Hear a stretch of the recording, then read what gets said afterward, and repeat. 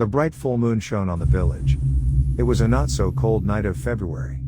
I had just finished my dinner and was singing my kids a lullaby. Their mother, my wife, sat on the opposite end of the bed, running her hands across my kids' foreheads, smiling. And all the tune that he could play was Over the Hills and Far Away.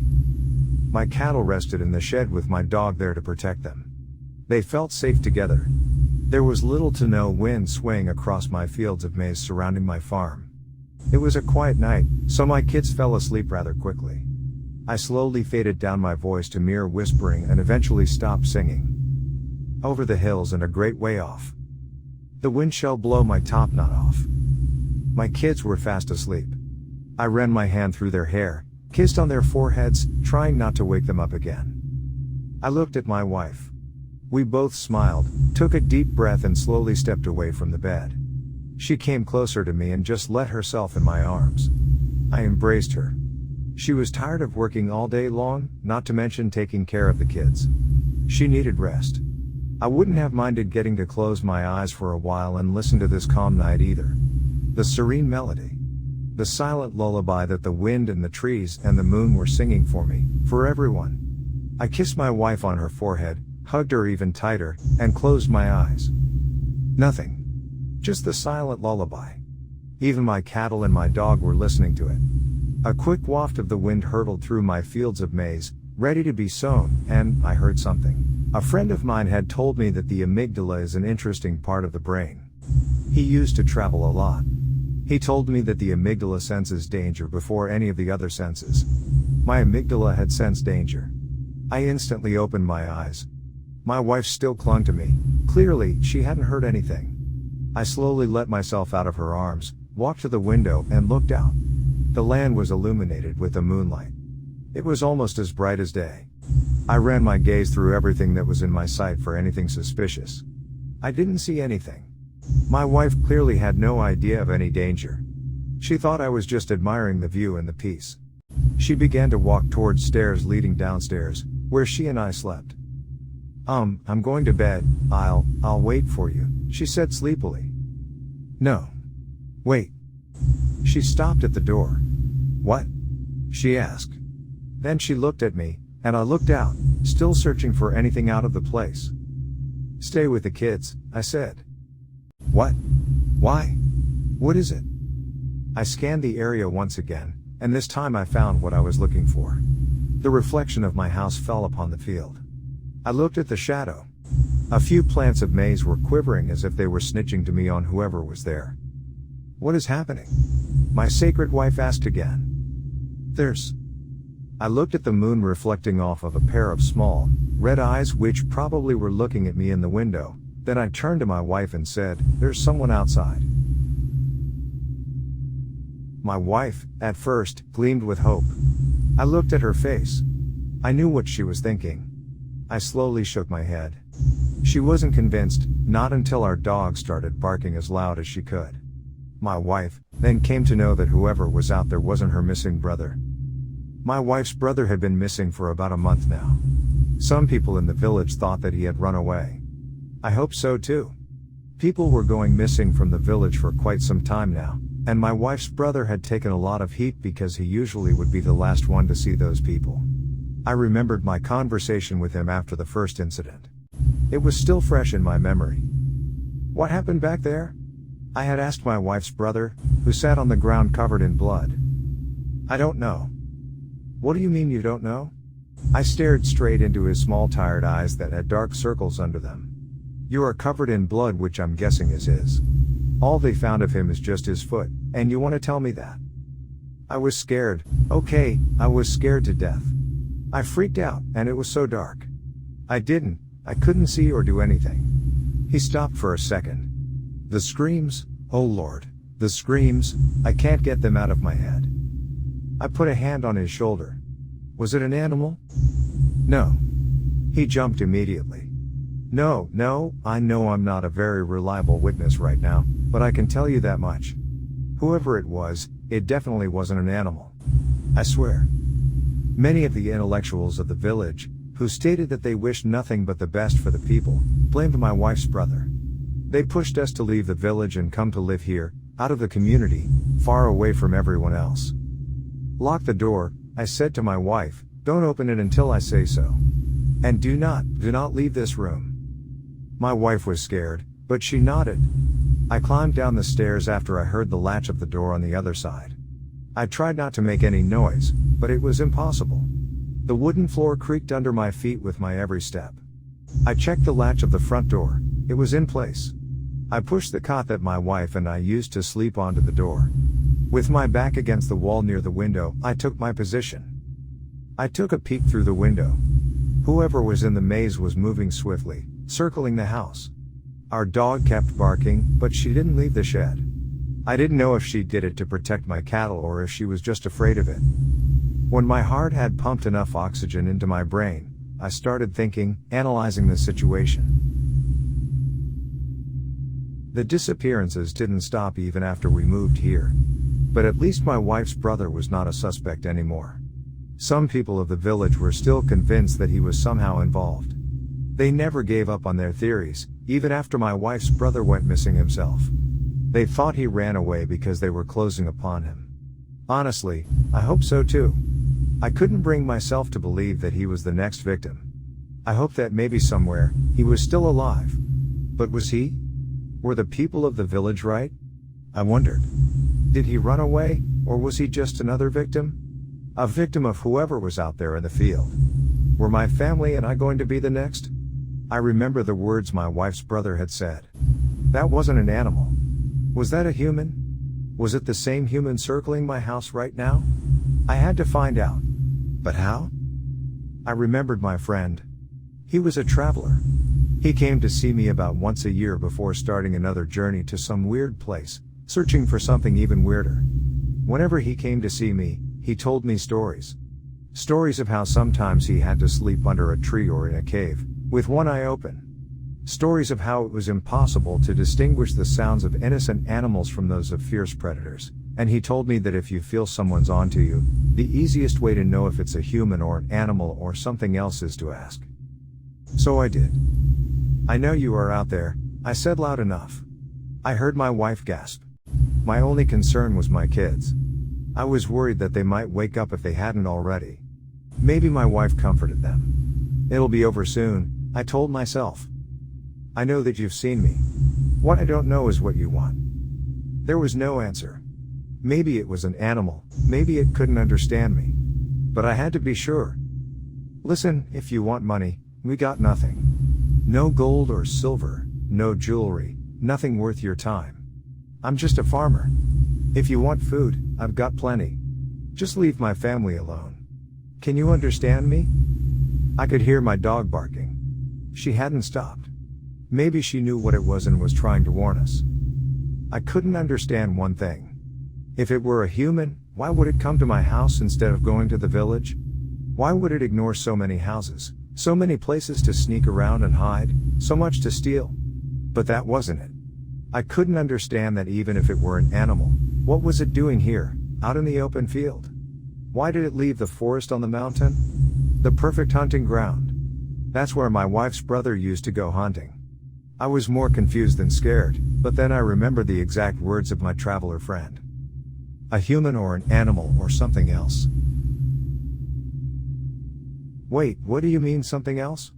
I had asked him the last time he had come to meet me. It was just a few weeks before my wife's brother would go missing. We were in the town far away from my village in a tavern, drinking, celebrating and catching up before he went on yet another journey. We were drunk, the moments were still a little hazy, but I remembered that bit of our conversation. Something else is in something else. An unidentified creature, like a monster. Monster, haha. Now you are trying to scare me, I said. No, not to scare, but warn you. It's true.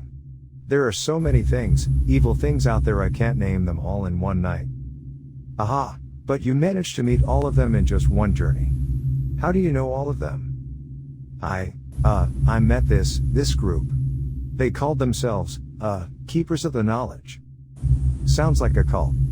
Had I just started to believe him? I asked myself. I don't know, maybe they are. They told me all of this. I let out a sarcastic snort. I know how it sounds, he said. It sounds loony. What did these folks tell you?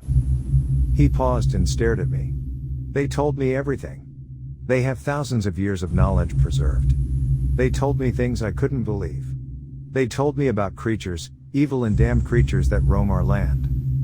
Okay, wait, hold on, what creatures, exactly? Like elves? Like vampires, ghouls, like shapeshifters and werewolves. There was a loud crashing sound that brought me back into the present, followed by whispers of my kids and my wife. Then I heard the scared whining of my dog. A figurative stone wall slammed on my face with the thought that it had broken into the shed. I quickly dashed across the room to the other window and looked at the fence defending my house and the shed. It was intact. I would have heard it breaking. I looked a few feet farther. Some maize plants were mushed over, as if. Then I pushed my face as close to the wooden frame as I could. I tried to look at the shed. I saw enough evidence of a break-in. I had to do something. I had to protect my cattle. I looked around in the room for a weapon and broke the leg of the cot. I pushed the crippled cot away from the door with one hand and was about to remove the latch, but I heard something that made me shiver. And stop dead. This thing was tearing my dog apart. Who could do it? What kind of animal or a human have that kind of strength? My heart was racing so fast I broke a sweat.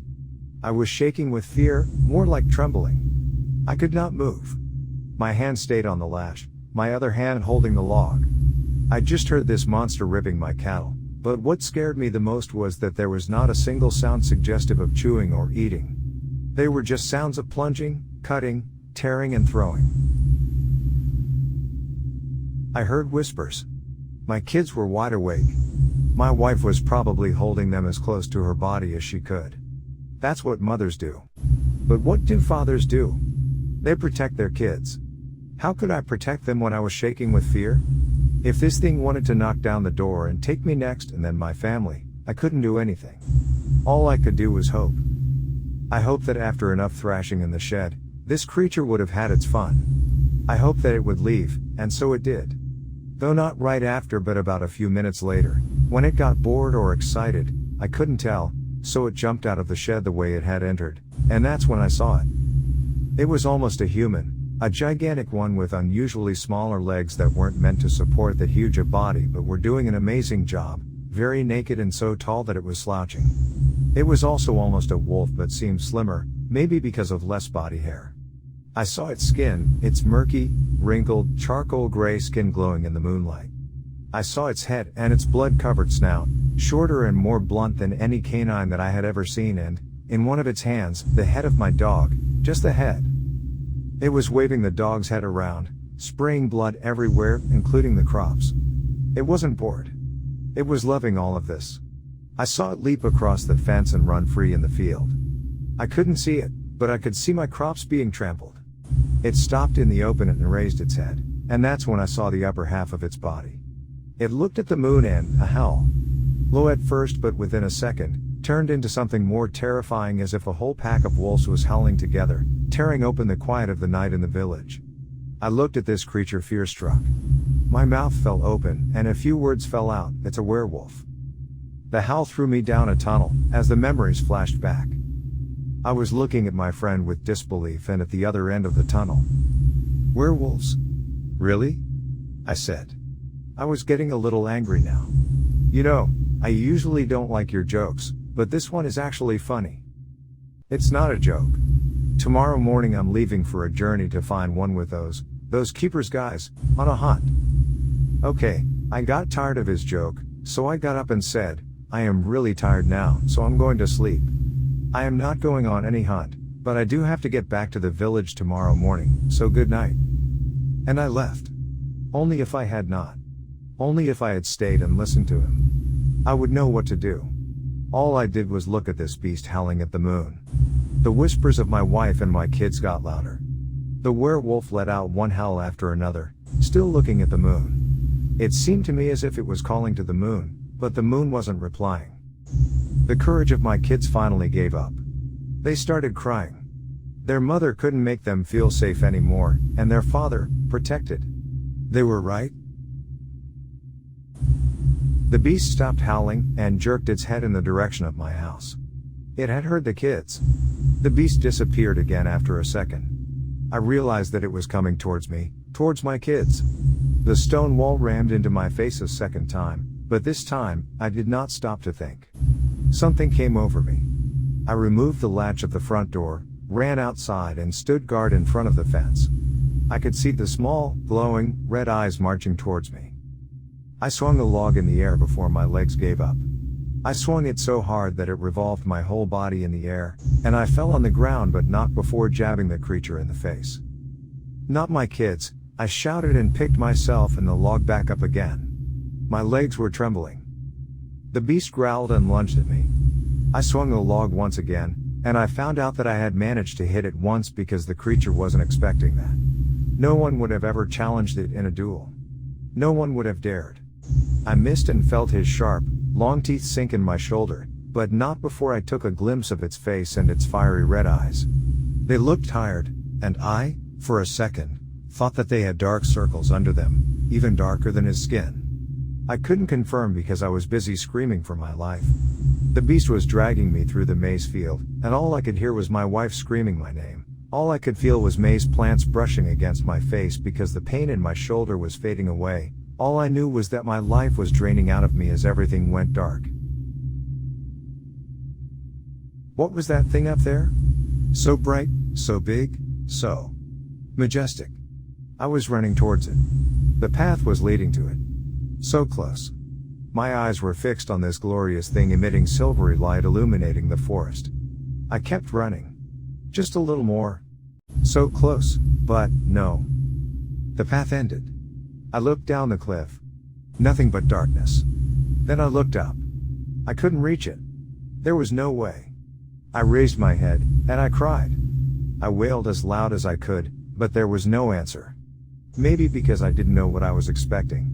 I howled again, and sure enough, I heard it back. I jerked my face in the direction of a few arrays of tiny structures and vast open fields beyond them. I howled once again and, emerging somewhere from those open fields, another howl echoed through the night.